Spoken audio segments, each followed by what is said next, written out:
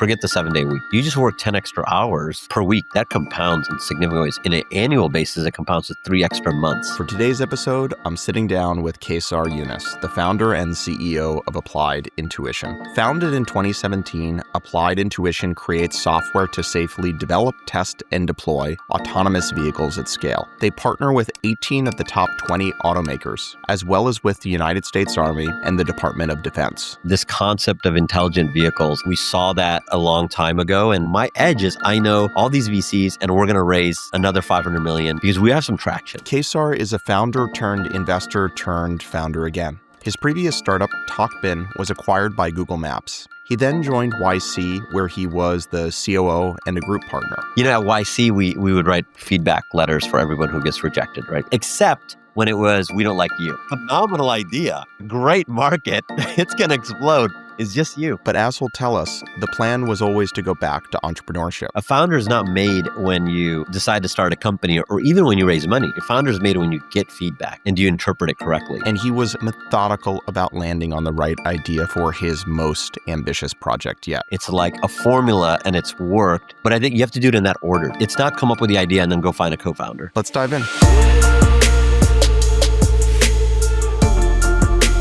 Thank you for coming on. I'm excited for the conversation.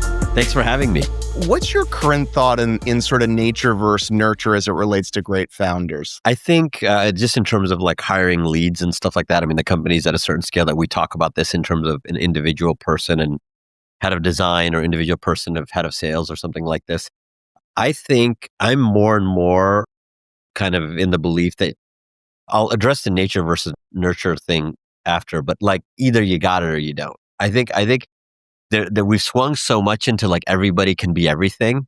And it's just as long as you watch enough YouTube videos, you know, you can be it. And I think we have natural proclivities and natural strengths and weaknesses.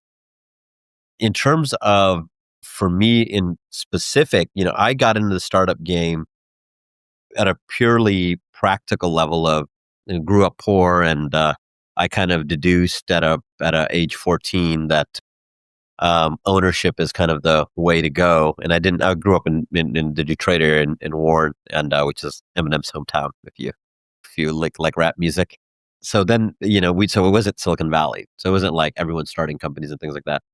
Saw my dad start a company. He was kind of, you know, is a laborer. So he's just working, you know, at kind of fairly unskilled jobs. And then ultimately when a bunch of jobs went to China, we grew up in Michigan, he ultimately started his own kind of small business of one, which he still runs today, which is like hugely informative to me in the sense of like I see he got his dignity that way.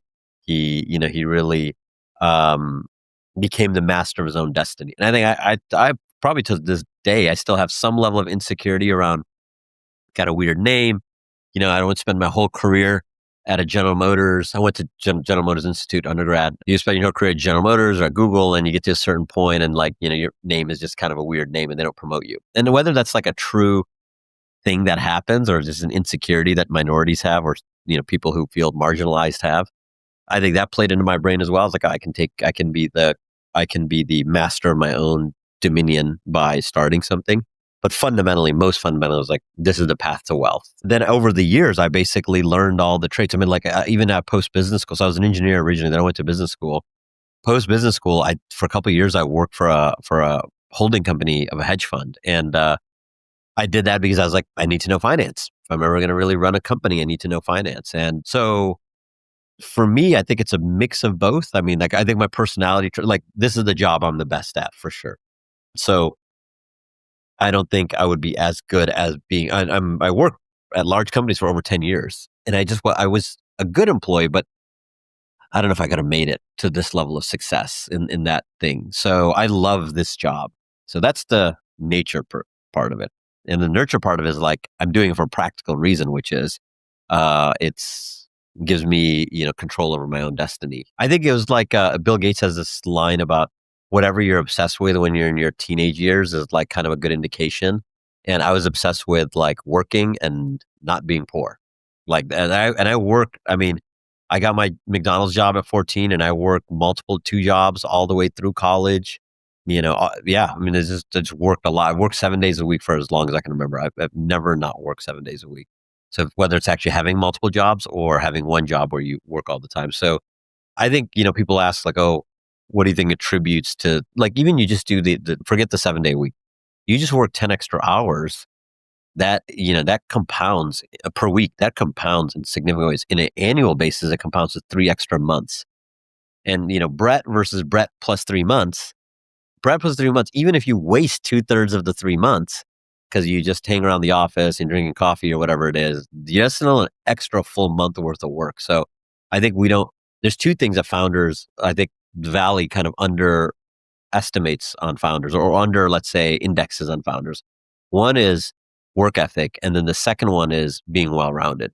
I think so that was always in the back of my mind. It's like, I need to know all these different functions. So how do I get that broad experience, and technical and non-technical? Share more about the point about being well-rounded.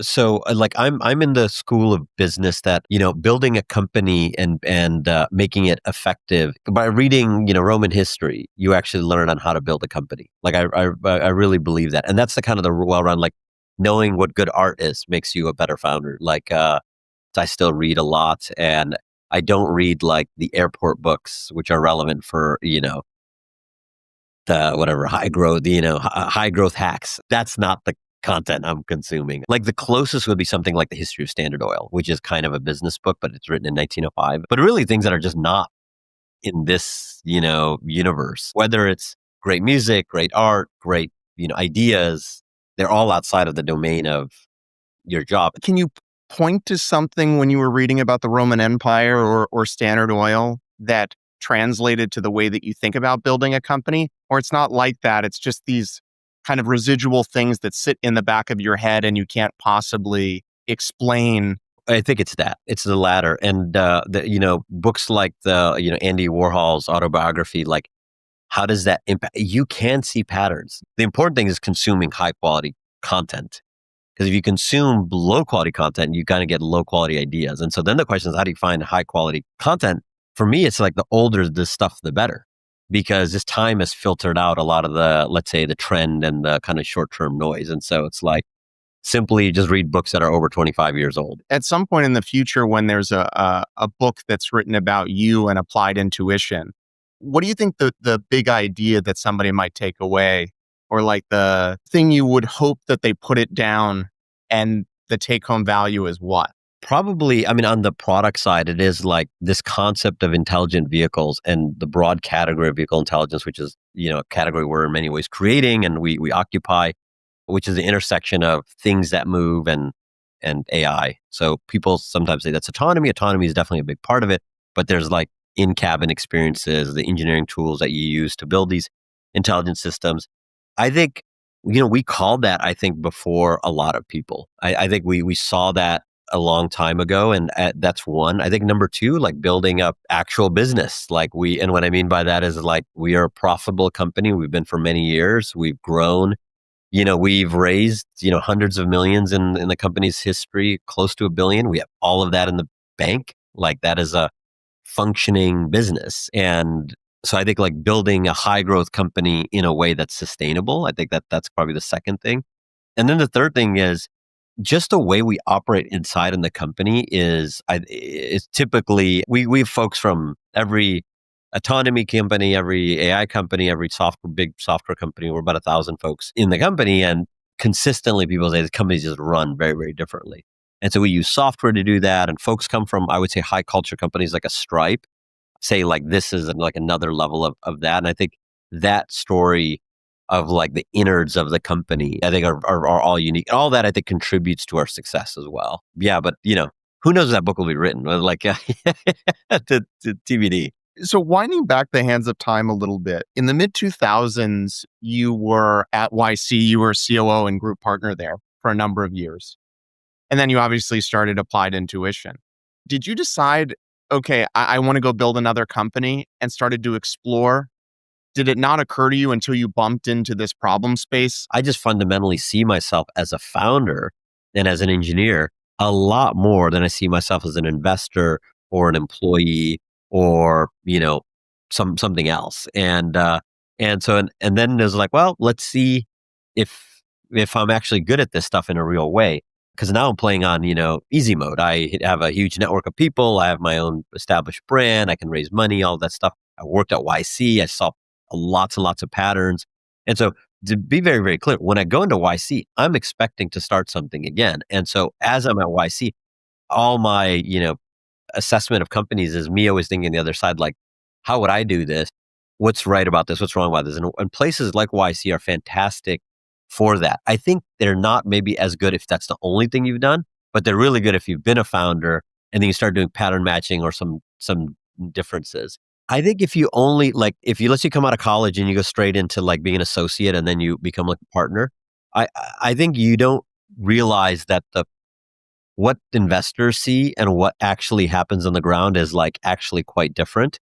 And so when I'm assessing companies and advising companies at YC, I know there's this delta that it's kind of like, we have Mark Andreessen is was our major investor when we started the company, and he's formally the only board member we have, even though we're like a pre-IPO company, which is in itself is a crazy, weird thing. But Mark has been enough of a founder where he knows where his advice ends. He's like he's going to think about the problems that we have for minutes to tens of minutes, and we're going to be thinking about it for hundreds of hours. So it's like, what is he going to uncover that we haven't? And if he does, it's like, his biggest value is going to be pattern matching. His biggest value is, by the way, I saw this at Coinbase. I saw this at Facebook. Maybe you guys should try this. But it's not like, let me actually get into the whatever, like management of an executive. It's just like, well, typically, a head of engineering is going to act this way. You mentioned you explored the full stack robotaxi idea. Talk more about that. Like, how seriously did you look into it and why did you decide to shelve it or not go after it? Yeah. So this was before all the robotaxi companies kind of existed. So seriously looked at it in terms of like pitched like a fund, right? Like that serious. And then talked to Paul Graham at YC about it. And then he was like, I don't know if it's a good idea or bad idea. And at the time, my wife was pregnant with our first kid. And he's like, I wouldn't start a family and a startup at the same time. And he's like, why don't you come to YC and basically get a job? And so we weren't sure enough where that did dissuade me enough to go take the job. And my co-founder, Peter, he stayed at Google and he became one of the founding engineers at Android Automotive, which has a huge impact also on Applied Intuition's founding story. And so it was, I think, like, if you're really convinced that this is a thing, you probably don't just let a couple of people say this isn't a good idea dissuade you. But more practically, we just didn't see a good business there. It's just like, you're gonna spend like a long time. We estimated 5 years, which ended up being short, to ultimately replace a driver who is really cheap. And it's like, that just doesn't make sense in terms of like the sensors are gonna be really expensive. And it's like, well, probably one day the sensors will be cheap enough and all this stuff. Is like, now we're in a dangerous game. It's kind of like being short a company. The markets will be irrational longer than you can be solvent. So that all turned us off from it. I mean, we were very practical. We're like, this is not a good business. Let's not do this. Yeah, it's not only about passion. You have to also think like, is this thing going to work? You have to be quite objective. And if there's anything that founders, have a really hard time getting feedback on, is, are they being objective? Because all of the training and all of their instincts have told them, generally speaking, people are not going to get your thing. So just keep at it. It's like, sometimes you actually shouldn't keep at it. It's a bad idea. And that's tough. That's tough. So that's a very interesting and accurate point. It's like the most conventional advice that's pushed all the time is just never give up. And I think that, yeah, there's amazing stories. And then there's 99% of people that destroyed themselves for 10 years smacking their head against a wall. It's more difficult to quit than it is to start. Like, absolutely. Like, because the pragmatic reason or the practical reason is, unlike taking a job, you take a job and you go work at Meta and you quit 3 months later, you get fired 6 months later. There's 1,000 reasons you can rationalize that, and your cohort and your friends can rationalize it, and your loved ones can rationalize it, your family can rationalize it. When you start a company, it's all on you, baby. And it's like, you win, you lose, it's all on you. And it's a very personal thing. When the company is just the founders, what is the company? It's just the founders. So there's no distinguish there. It's literally a one-to-one match. So then it's like, okay, well, so when the company fails, I failed. There's no hiding in that. And so people will, rather than face that reality, they will just continue to try to will it. while at the same time everyone is saying it's all about just willing your way there. I think it's one of the one of the things I saw at YC were the good companies were good pretty quickly and then were good for like 10 years. And then they went public. Like they weren't like this out in the woods for a long period of time. That it's the exception, not the rule. The rule is the good companies were pretty good pretty quick. And also like, the other uncomfortable truths are like the rule is mostly the highly educated, connected founders do better than the not highly educated, connected founders. Just like the top, like people, I think we want to have this feeling that it's egalitarian or it's a pure meritocracy, that somehow brands and schools and things that are not working at Google is not meritocratic, but doing a startup is meritocratic.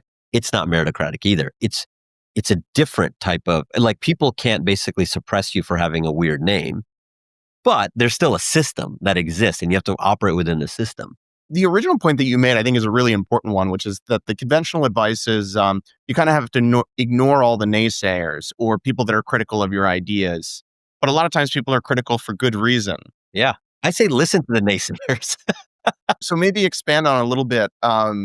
What is a founder to do with that perspective? Yeah, I think the mistake you can make is taking advice from uncalibrated people who don't, who haven't done the thing themselves. Like if I ask, somebody who's in the suburb of, Tulsa, who works, as an accountant at a tool and die shop, should I start Applied Intuition? They're not the right person to ask. But if you ask a partner at, first round and they're like, this is not a good idea, then that's an issue. Now, the reality is the partner at first round or wherever is not going to tell you this is not a good idea because they also don't know. All they can say is I'm going to invest or I'm not going to invest. But there's signal there. If you get 5, 8, 10 funds that say, we're going to sit this one out for whatever reason, you should think about that. I think a lot of founders just don't think about it. Now, if you get 3 people to invest and, 25 to say no, you got 3 people to invest. That's fine. But I would be really listening to advice. I mean, one of our strengths as a company, talk about writing books, we take feedback is a big part, not only giving and taking feedback, but as a company in our strategy. I mean, literally right before this podcast, all hands with the whole company. And we talk about very openly, like, these are the faults in the company. These are weaknesses in the company. We need to address these. I talk about it. The leads talk about it. And you're like, if you sat in those companies, we had new employees starting all the time. And they're just like, there's doom and gloom there. And it's like, yeah, because we have to have a clear eye because success is a lagging indicator. The fundraise, we did this $15 billion round and we're a profitable company. We're on the way to, one day being a public company. Because like, oh, you've already made it. It's like, no, that's right when you start, failing. And you have to grow forever. That's your job. And you have to like that. And you have to like that, right? You have to like that. But the way that you grow forever is you take feedback and you listen. And so I think probably the biggest blind spot or one of the biggest blind spots is the founder themselves, the CEO is not actually the right person to do that thing. And no one's going to say that. No one's going to say, at YC, we would write feedback letters for everyone who gets rejected, right? Literally emails. It's like, this is the issue that we saw. So if you're going to interview, I don't know if they still do it. I've been gone 8, 9 years at this point, but at the time we did it for everybody. Everyone you interviewed, you'd write an email, little email that'd say, these are the reasons we don't like, except when it was, we don't like you. We thought you were it was like a phenomenal idea. A great market. It's going to explode. It's just you. It's just you. Literally, if you can find somebody else to do this, we're going to fund this immediately. We'd be delighted. We'd be delighted. Yeah. So I think if you're a founder, then you're getting this, let's say, negative feedback, or even getting positive feedback. It's like, how do you interpret that? I've always said a founder is not made when you decide to start a company, or even when you raise money. Your founder is made when you get feedback, and do you interpret it correctly about the product and the market, or just about you, about everything. So you could have 15 people in a room, and it's like some AI agentic framework. And you could have one person giving feedback who's a developer, who's maybe you. So all 10 people are going to interpret that feedback differently, extremely differently. And so how do you know that you're actually interpreting it the right way? And that's somehow, it's like, it's not only that you start a company, it's like you have to also be right. And if we were like playing basketball, it's like, I threw in more the leather, more times when I threw the leather ball through the hoop, it went in, and you threw it less, and therefore I'm a better basketball player because there's, how do you do that when you're a founder? And so I think this feedback concept becomes really, really important because you have to somehow discount some people's feedback and you have to over-index on some people's feedback. And then all this stuff that they don't know because they've only seen a little slice. It's like this analysis interpretation is like the true heart of being a founder in that way, especially in the early days. Those roles change as you grow. Feedback is always important, but your interpretation of market signals. Is your take that, you're context loading in your brain through your whole life before you start this company, and either you have really good instincts for taking all this data or you don't, or there's heuristics and shortcuts and other ways to manage that? I think there's this old line, Warren Buffett just stepped down from his earlier this year from his role at Berkshire. And there's a line from one of his family members as if Warren Buffett had gone into hot dogs, he would have been the king of hot dogs. I think there's some people who are just good at this thing. There's another aspect to it, there is luck, but there's some ability that the great founders master that luck. Like they figure out how to just keep getting, lucky again and again. And so what do you call that? I don't know what you call it, but it certainly exists. Some people just say, that's just nature. They just have an instinct. I think that's true. I think you can practice at it. But you do company, you do startups for 10 years in a row. Let's say your life mission is I'm going to be a founder. Just like a craftsman, if you spend a long time on it, you will just get better at it. Now, the question is, there's some craftsmen who are already at the LeBron James level and they're going to get to the next level. And there's some people who are like me and they're never going to get to LeBron James no matter how much time you spend on trying to be a better founder, being a better basketball player, being whatever. So going back to sort of the founding moment for Applied Intuition, you spent time seriously considering building a robo-taxi company before you got into YC, before you started helping lead YC. So what was the actual founding insight for Applied Intuition? Market timing is the biggest thing. After a good co-founder, market timing is everything. It's the beginning, middle, end. And so we just focused on a lot on that aspect. Like this idea we're gonna have, is it the right time? Now, the way very practically how we do, and this is I always say my order of operations that I had since I was at YC of starting a company is one, you find a co-founder. Secondly, between you and your two co-founders, ideally with one co-founder, suboptimally, certainly don't start a company alone. Don't start a company with 4 people. Like, again, this is the formulaic version. It's worked for me for a couple of companies, so I continue to propose it. Between you 2 or 3, what markets are that overlap in the Venn diagram of you 3? So you have to know, and why that's so important is then the thing that you build ends up being so bespoke to you, because then you need 2 people with those precise backgrounds because it's overlap. It's not just one person's idea. It's 2, but then the third. So you pick the market, then the idea. So it's founder, market, idea, market being the overlap, idea. And then within idea, it's number 1 for us is what is the problem? Can software solve that problem? How many people have that problem? And how many of those people are willing to pay for it through attention or dollars? It's like a formula and it's worked. I should write it down and, trademark it or whatever. But I think you have to do it in that order too. It's not come up with the idea and then go find a co-founder. Why is that a bad idea? Because then it's my idea and then you join Brett as really a glorified employee because you weren't there at the birthing of the idea. And most likely then the idea has nothing to do with your skills because I independently came up with it. So maybe it's something with my skills or my interests. But if we're blank slate, we decided we're going to work together and then come up with an idea. Talk through how that instantiated itself. Yeah. So Peter, first decided Peter is the co-founder. We actually were going to have a third co-founder, which ultimately didn't work out, but it was me and Peter. He ended up building his own great company, which is fantastic. So I really believe the co-founder thing is first and foremost. And that there's really no way to, I think it's very difficult to compress that into a 2-month or 1-month thing. You need that over many years where you see this person evolve. They get married. You see them, I've seen people that, have very, let's say, non-linear lives. They have a lot of problems, sometimes self-inflicted problems. It's like, wow, you almost, you might start a company with somebody like that. And when you're starting a company, you're going up the side of the mountain and you're hooking yourself to that person. They fall off that mountain, it is going to have a lot of damage to you. So it's really important.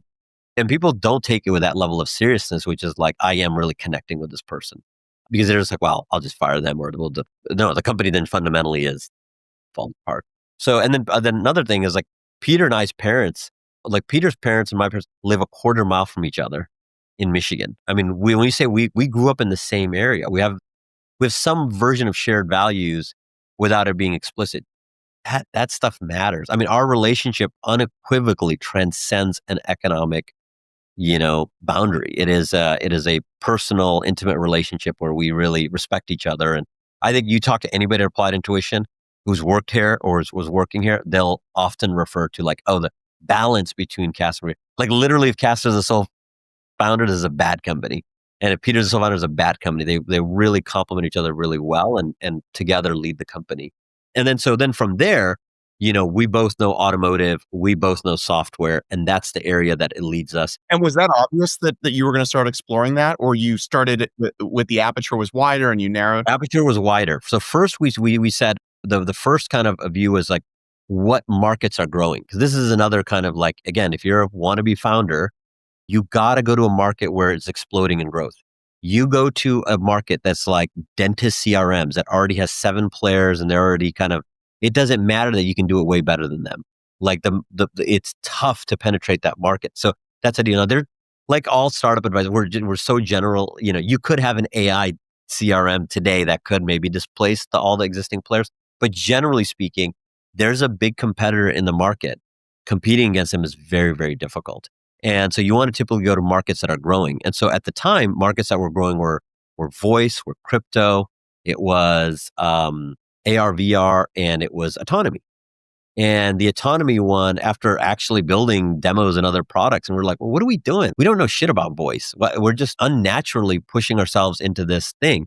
The thing that we really know is software. We really know the car business. Autonomy is the growing market. Let's learn about that. And then in terms of timing, the idea that we had, or a couple of ideas we had, which I think have turned out to be really beneficial, is we didn't believe raising lots of money and doing research was the right answer, and which a lot of these self-driving companies, like I said, the humanoid and Gen AI companies are now doing, so some of them are doing. And then secondly, our view was like just getting into the details, like how do you actually build a product that's going to be used when you're talking about this ecosystem where you don't know, is a self-driving car going to win? Is it going to be a self-driving truck? Is it going to be a college shuttle? Is it going to be the Tesla style? Is it going to be Waymo style? It's like, oh, let's build a horizontal company and basically, fuel the ecosystem, because we don't know when the biggest risk in our business was, when is autonomy going to hit? Our view is like, if you can survive long enough to where autonomy technology will converge, then you will not only have momentum, but you will be there at the right time when the market is ready to turn. But we know the market wasn't ready to turn in 2017. When you started to point your attention to automotive and autonomy, what was the actual work that you were doing? So no more just talking to people. You got to remember, we come from the ecosystem. So we also know like what the selling dynamics are going to be, et cetera. We knew that. So we started with tooling. I mean, it's still one of the big parts of our business is just engineering tools they use to build and test autonomous systems, fundamentally, and then broadly just software. You're deploying software in a vehicle. How do you think about building a web application, you're thinking of a mobile application, you have all these tools that help you make a web application and deploy a web application. You don't have any of that when you're making software for a car. You don't have even the testing frameworks that you would test the infotainment with, and specifically. So we knew that those problems existed because we knew how to build web applications and mobile applications. Like, oh, these tools don't exist in this other world.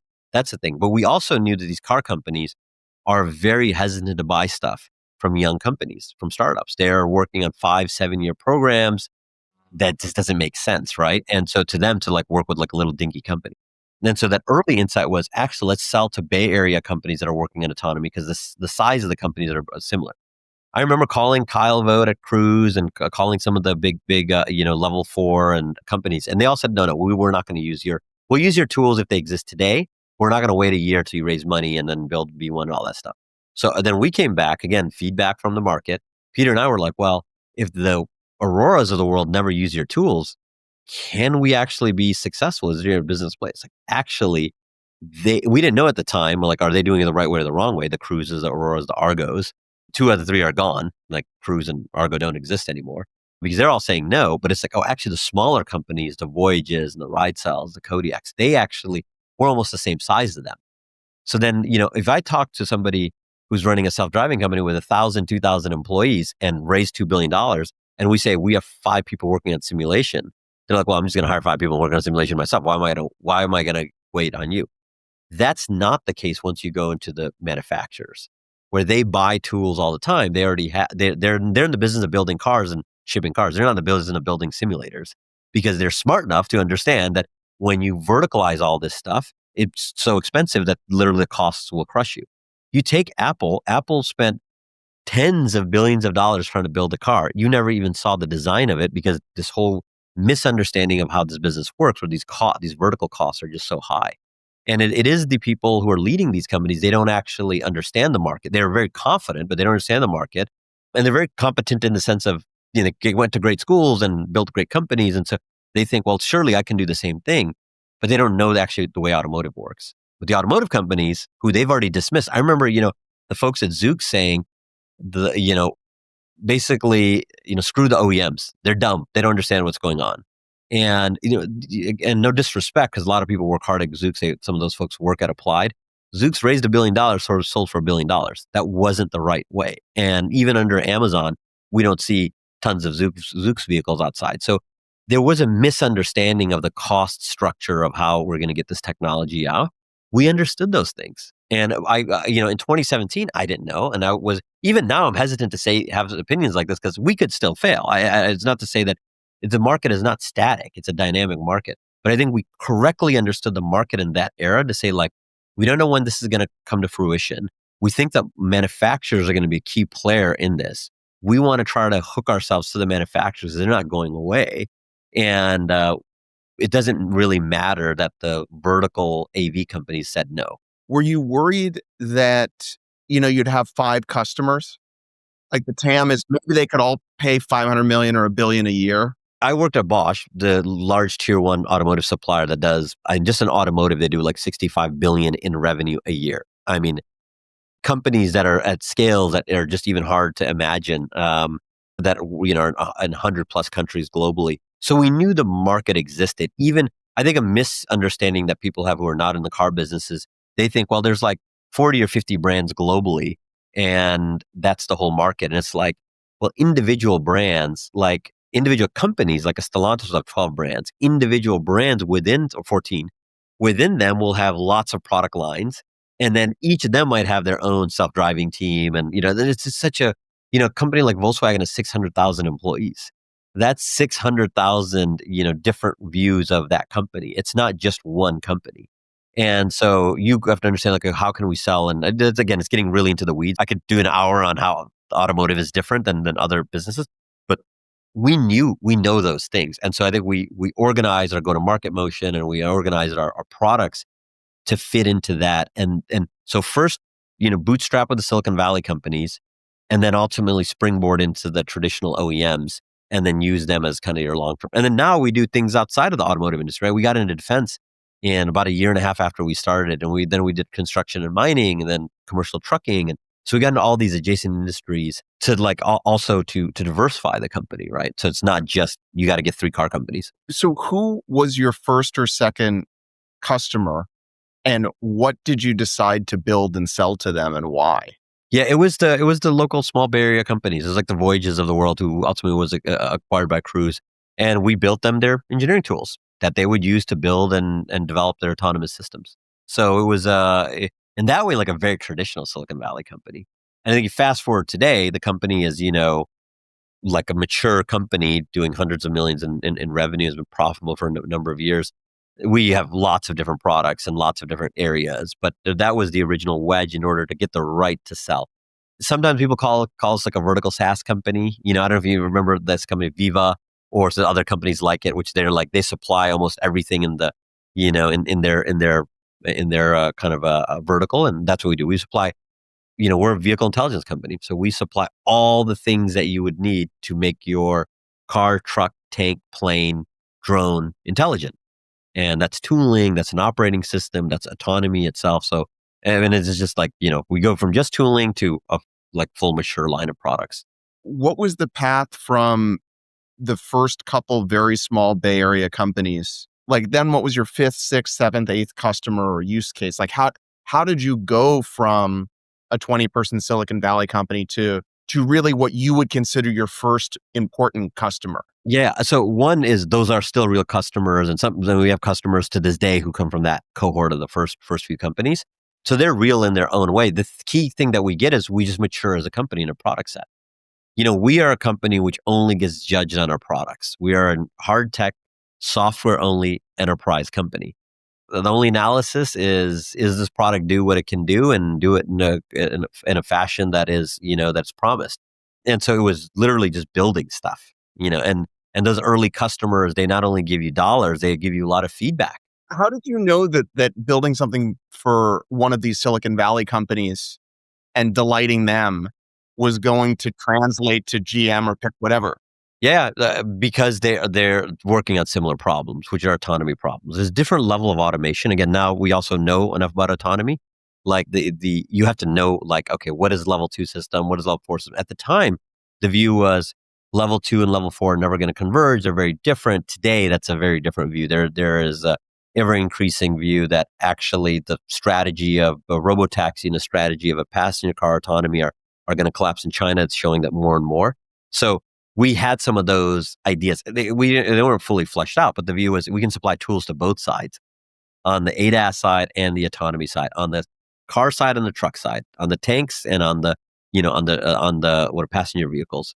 And so all of that gave us information. As we got more information, more feedback, then you build your next generation product. And so at some point the product is good enough that you can actually pitch at General Motors, which we did in a formal RFQ.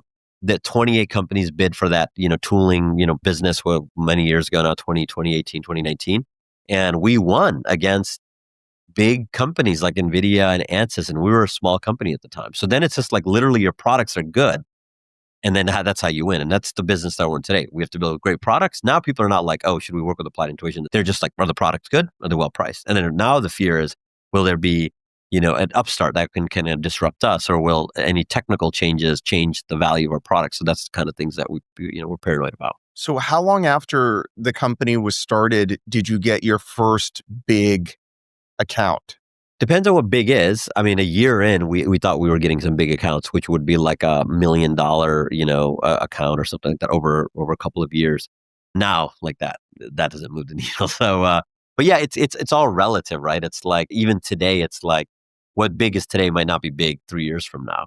But it was true. I mean, from fairly early on in the company, we got traction. Like it wasn't this, it was like we were like, whoa, is this going to work? Is this not going to work? It's worked pretty well. I mean, we've preserved all the capital we've ever raised, like in the company's history, which is an evidence that the company is an efficient cash generating entity, as in the products we build are wanted by the market. The market's willing to pay us more than it costs to build the products.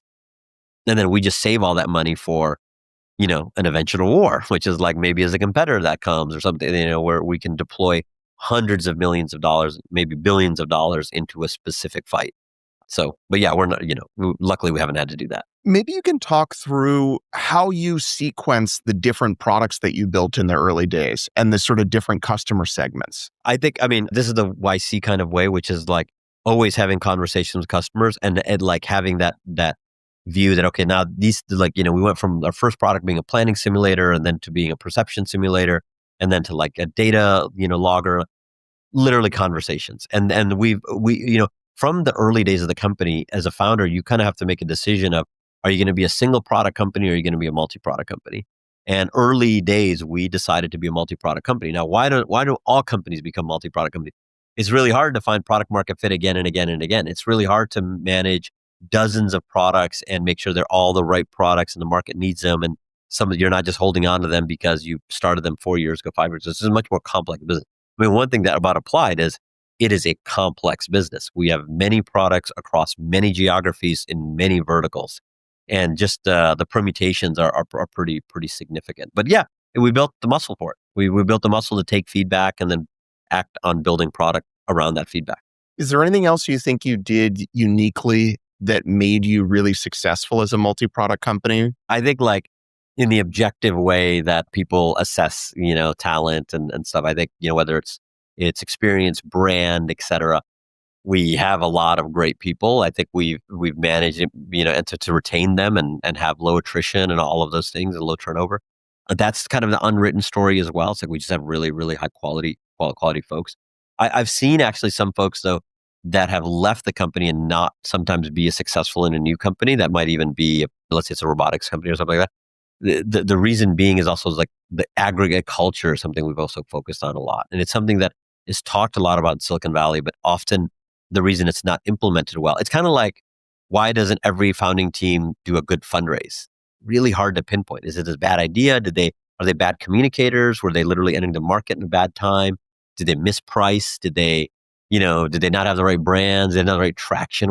There's many reasons that are the origin of why a fundraise isn't successful. There's many origins of why a culture is not good.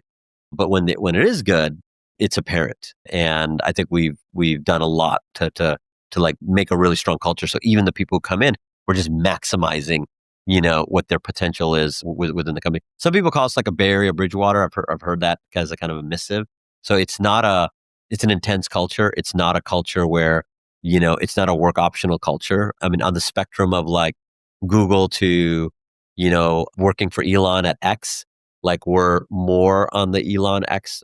We're not anywhere near there, but we're more towards that than being like Google. And even though we've recruited so many people, we've recruited hundreds of people out of Google, but we're not like Google in that way. We're much more of a intense fighting company, and that culture then maximize, and I think works really well in our heavily competitive field because we're a global company. So, our competitors come from all over the world, right? And so we have to kind of play to that. How old was the company when you launched your second product? Under a year. Do you think that's one of the reasons? Like, is there something causal there where you just developed the muscle so early on? You didn't wake up at year 5 and say, okay, we're ready to launch our second company? The second product? Yeah. I think I would do that again. Like that is the right move. We did it out of a practical reason that the first product that we were building had become had covered so much space that the customers were still paying for a much richer product. So our ability to build fast in those early years is really, really important. And so we had built a mass of a product, which became our second product, that we could actually charge for it as a separate, distinct product. And it's kind of like an amoeba that just kind of, a cell that splits. And then you have your second product. And that kind of like blobbing was the early product. And at some point, you just have that muscle, and then you're like, that's a new area. Like you talk about, I talk about in onboarding for new employees. Amazon isn't a great company because it's really sharpened, shipping books. Like the books thing is long in its past. Nobody talks about their ability to ship books. But that's where the company started. And that's the core original, embryonic, single cell organism. And then that ultimately, it implodes to AWS and, all the other product lines they're in. So we very much intentionally were going down that path. I think as a founder, I would try to do that. It's not easy though, because you have limited resources. So you're trying to like run. And if the first product isn't succeeding, the natural reaction is going to be, why are we splitting the 6 engineers that we have on 2 products on the first product? Like everyone could go on the first product. So you have to like build fast, and you have to build the right thing, and it has to get traction. And then you can kind of invest in a second product. When you were talking to customers in the early days, were they just building all this stuff from scratch themselves? Like there wasn't a true competitive set, and you were creating this new thing for them to buy? Yeah, that's part of it. There were competitors. There were a bunch of sim companies at the time, and like north of 5. I don't think any of them exist. I mean, if they exist in name only. Like they just are kind of zombie companies that, so they had options, and I think we did a good job at winning all those deals. And so why is that? We had the right product, and we would turn around feature requests fast. So it's like just impress the customer. It's like all the blocking and tackling to build a great product company. When you were talking to early customers and you were explaining and demoing the product, did they immediately get it and they wanted it and there was pull? Or it didn't feel like that in those first year or 2? They already knew they needed tools to build these autonomy products. If you're coming out of a Waymo or a Tesla or somewhere, you're like, I had all these tools. Now I got to rebuild all those tools. And even Mark Andreessen, when he was funding the company in that first round, he said, you guys build all these tools, like that might be as difficult to do than doing the autonomy thing itself. Why wouldn't you just do self-driving? Because the tools are as hard to build as the self-driving thing. And it's like, the reality is we can get paid for the tools. We can't get paid for the self-driving thing. And that turned out to be good. And again, paying is not only dollars, it's also feedback. What about this market opportunity and the way that you've run the company has allowed it to not be massively cash consumptive? I mean, I think number one, where the Valley is really perturbed on compensation is historically the right way to incentivize in startups was low cash, high equity, and get rich through the growth of the stock. Somehow, because of large fundraisers, which really come from lots of funds existing, which has a downstream impact of valuations increasing and round sizes increasing, founders have just a lot more cash on their hand. And so what they do is they turn around now and you can just look on Levels, FYI, you get paid more to go to a startup than you do at Google or Facebook. And those companies generate billions in cash flow a month. So you wonder why all these companies raise money and are never profitable. It's because they actually have a really bad compensation strategy. And so how do we, in a very competitive ecosystem, play against that? Our stock price has grown. We recently did exercise. Vast majority of our employees are in the 99th percentile of compensation, but they're not there from their first offer. They're there because the stock price grew. And that's the right way to do it, right? That way you get stock while it's cheap, you contribute to it, the company gets better, and then you get rich over it. Instead of what the expectation normally now is like, pay me for that growth up front. And the founders are like, well, yeah, I raised $150 million. I'm going to pay.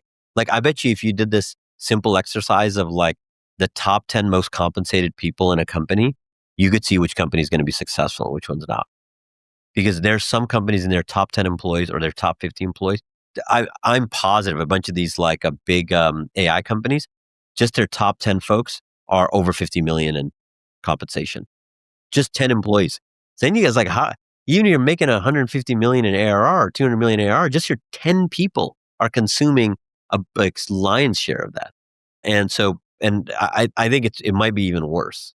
Like, as in companies aren't making any revenue and their top 10, top 20 employees get egregious returns. And so then the little bit of the fraud that's happening in Silicon Valley, which people often don't talk about, is like, goal is raise big rounds, take some secondary, and YOLO. And if the company goes to zero or the company has a big down in the future, you quietly step out of the CEO role and you took 10, 20, 30, $50 million in secondary. In any other industry, if we're working in real estate and you gave me $100 million to build a skyscraper, or you gave me $1 billion to build a skyscraper, at the end of it, I liquidated 10 of it for me and my staff, or 20 of the million me and my staff. And the skyscraper wasn't even, was never even attempted to be built. You would be arrested for fraud. Like, you literally raised money, paid yourselves, and you didn't even buy property with the skyscraper you're supposed to build. You quote unquote lied to investors. In our ecosystem, what you can easily do is you can just say, well, we had these ideas, they just didn't work out. I mean, that's right. And so I'm not saying that it's like, we need to send the SEC here into Silicon Valley and start, knocking down doors. It's just that the incentives are not there in many ways to build actually a functioning business. There's just not. And so we tried to build a functioning business. Like, that's the reality. The other big thing is like, a lot of times, folks, I alluded to researchers early on, forget research. A lot of times people who are managing these companies, which are worth hundreds of millions or billions of dollars, don't have that experience. And this is part of the Silicon Valley way. The Steve Jobs at 19 starting Apple. But now the ecosystem is way more mature and actually, having some experience might be relevant. I don't think you go back to the 90s where it's the professional CEO who comes in and fires the engineer, but there are right ways and wrong ways. And it's just tough. Like, there's no simple couple of lines you can say that makes a great company or makes a company fail. For us, we kept that in focus, make this a viable business, and it's kind of worked out. There's a parallel universe applied intuition doesn't work out. And, we're not even on this podcast. So you can't over extrapolate on one person's views because I'm just so over indexing on my view of the world. In the early days, did that just translate to cash comp was much lower than most other companies and thus burn was much lower? That's a part of it for sure. And just like we didn't waste money, like also compensation is only a part of the formula. It's, on the low end, it's maybe 50%, high end, it's maybe 70%, depending on software, hardware, a mix of company, et cetera. But it's not the only thing. How you do business trips, how you pay for office trips. I mean, we in this office pay an X amount for rent per square foot. There's a very well-funded high growth company across the street that pays 2X, literally two times the per square foot. I know the founder. It's a late stage company. I called him and I said, "Dude, you're screwing up the local real estate market by not negotiating here. It's like it's actually way cheaper because the landlords are talking to each other." And he said, "This is well below the top 100 things I care about. Who cares if I pay a little extra on a building in Mountain View?" And so it's just like that's just a prioritization as well, right? It's not a simple silver bullet, but we are cheap. It's one of our core values. Be cost conscious. It's one of our core values. Remember, business, revenue, expenses, profits. We talked about the revenues. We minus the, we keep an eye on the expenses and we've got profits on the other end. I think a lot of companies just don't. They don't really think about the profits or revenue. They don't really think about the costs. And they're like, we're going to build great technology. It'll work out. And sometimes it really does in incredible ways. Amazon, Tesla, sometimes it doesn't. So it's like, you have to find out what your market is and your products are. And like, if we had 3 super well-funded competitors, you bet your bottom dollar we're not a profitable company.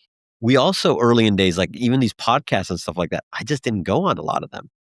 I didn't want to reveal our strategy and our secrets. And now, we have enough momentum and we do it for recruiting and all these other, brand building. These are my marketing people tell me to do these things. And historically, we just didn't. You said there were other companies doing something similar, but like, what were you figuring out, or what was the reason there weren't 70 YC companies doing the identical thing? Talk more about that, because I think a lot of the sort of general idea that competition doesn't matter, just focus on the customer, I think is quite misguided. That was the case in 2005 and 2010 when it's exotic to build a company. Now we're in the industrial age of venture capital.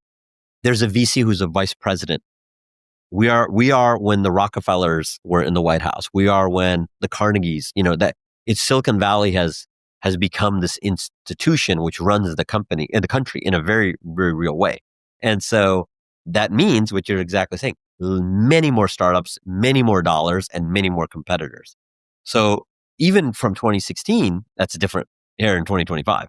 So we didn't know anything more, I feel like, than our competitors. And I feel like some of our competitors are actually smarter and better than us. And the reason we survived, I think, is we worked more, we worked better, and then we got our products built faster and it took the feedback more correctly. And we got luck. Like, we mastered some of that luck, and we and like all those things kind of played into getting, and it's like one of these ecosystems, this being venture-backed Silicon Valley companies, one of these ecosystems, when you get just a little ahead, if you keep it, you can become like the number one player. I mean, you look at like in the code completion universe of, Cursor, like we did a whole internal evaluation with hundreds and hundreds of engineers of all the products that are available. And Peter, my co-founder, all hands, by the way, 6-9 months ago, whenever, when we ultimately concluded that we as a company are going to use Cursor, I said, okay, we evaluated all these companies, these are the pros and cons, et cetera. And I asked, well, like, is Cursor I just hear Cursor from everybody. Is it like the really best product, or is it like incrementally better? And our head of infra and our CTO are like, definitely incrementally better, but incrementally enough where we're going to pick it. So then it's like, but that compounds, right? That's how Cursor becomes this juggernaut over time. So like, that's so if we had 2 or 3 really aggressive competitors, I'm not optimizing for profits or even cash. I'm going to be like, hey, my edge is I know all these VCs and we're going to raise another 500 million because we have some traction. So it's like you have to play within the bounds of the game that you are playing and who you are. We were fortunate enough to play in a game where, by staying quiet in that era, we learned more about our competitors than they learned about us. We learned, and in that maybe over exaggerating that. Really, we're learning a lot from our customers, and we're just taking that feedback really to heart. What did that look like in the first year when you say that? Like, obviously, quantity of hour, you are busting your ass harder than anyone else. We all live together. I mean, like, we have a house. We had a house, and I have a family, so I'm not living there. My co-founder is, and bunch of our 5 of our early employees. That just gave us an extra turn. Like, literally, the first year we were all in the house, and then we ultimately left there because we got to the size where we couldn't, all work in the living room. 4 people lived there, and then the whole company would meet there. And then hilariously, the neighbors started literally when a guy was walking into the house windows in a cul-de-sac, and he says, "You guys running a company out of there?" And I was like, it's just some friends working from home. And like, Sunnyvale got a notice, on our door the next day. It's like, this is not a zone for, because they probably looked through the windows, all these computers. And so that was helpful. It's so many things. I mean, I think we worked on the right things. It wasn't just raw hours. We worked on the right things. Was there anything that did have a disproportionate advantage? Or looking back, there were a couple critical things that you got right? Or was it just hundreds of little correct things? Peter's father and grandfather worked in automotive. I went to the General Motors Institute. Like we used to the pithy things is we forgot more about the car business than a lot of people have learned. Like in this time we've been around, it's how do you Peter has this line about how every dinner conversation growing up, from like middle school to when he went to U of M to ultimately become an automotive engineer, but his father, who was a chief engineer, was about how cars are made, what happened at the plant, how do you catch up to that? I mean, literally, how do you catch up to that? And Peter, one of the reasons also I co-founded a company with, I remember it was at Google once, and there was something about some sensor. We were working on Google Maps, and it was like some sensor we were putting on the Street View car, and I asked him a question, and he into a group, and he was like, "Oh, like the spec is like this, but it's not that." And I was like, "How do you know that?" And he laughed, and he goes, "I just incidentally, I read the spec over the weekend." It's like the guy enjoys reading hardware specs as a software engineer on Google Maps. And so all that stuff plays into us, and we know the markets, the right people, the right products. We know the market. Those are the big, big things. And then, we had great investors around the table. You can't understate that having $10 million and Mark Andreessen on your board as the starting point didn't help the company. it's like asking LeBron James, why do you think the first thing he should really answer was, well, I was whatever 6'6", and that is a huge advantage. Does it make you think that the sort of broad topic of domain experience is somewhat undervalued in Silicon Valley, that there actually is goodness that comes if you know a space backwards and forwards? Today it is, because there's, again, the Valley is different today in 2025 than it is ever before, because now there's no idea. I mean, you can go to an individual YC demo day and you'll see the same company, 3 companies doing the same idea. So it's a true advantage because no one can get that fast to get to that, get that knowledge. I think broadly speaking, if you worked in a hospital group and you worked on software in a hospital, you're going to know more if you're selling software to hospitals. Now, let's say you did that for 7 years. I was an automotive engineer for 7 years. Before I ever came to the Valley. You just learn a lot. You just learn a lot about the innards of the company. And we could do a 5-hour podcast on automotive. I mean, there are thousands of YouTube channels on automotive. I mean, it is its own universe. And that's not, trucking and defense and construction and mining. We play in all of those in a real way. And so what do we do? Then we pattern match. We're like, hey, if we're going to get into defense, we got to find people who are like us in defense, whose dad and grandfather were in the military and who work at the DoD. Then we do trucking.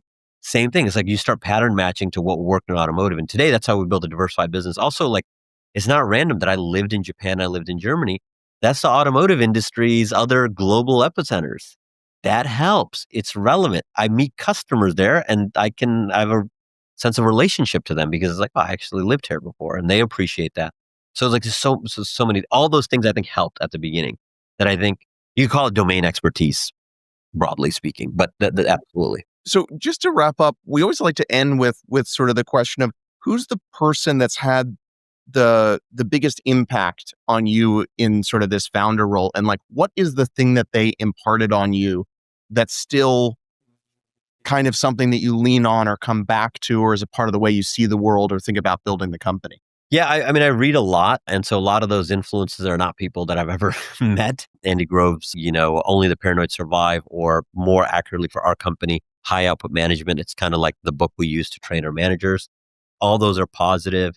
I think we take a lot of, honestly, we're Googlers. So we just learned a lot from Google. Larry and Sergey and the senior managers, senior executives there. I haven't worked with Sam in many years, Sam Altman. So talk to him. Obviously, our companies are working on things together. But working with Sam, I learned a lot from Sam in the way he thinks about technology and people. From him specifically, Sam is particularly good at understanding people. I mean, he's an incredible people person. And that's kind of emphasized. He really does understand people really well. Mark Andreessen, Paul Graham, Himant, our Series B lead, Elad Gil, old friend, and Bilal, maybe our most impactful investor. I really like Bilal at Lux, or now he has his own fund called Red Glass. So there's a lot of people, right? You can actually look at all those people, and they all have actually a pretty consistent, let's say, through line is they're all practitioners. I think every one of those people are founders. Andy Grove technically wasn't a founder, but they also is relevant to my thing. Cool. Good place to end. Thank you so much for the conversation. Yeah, thanks for having me.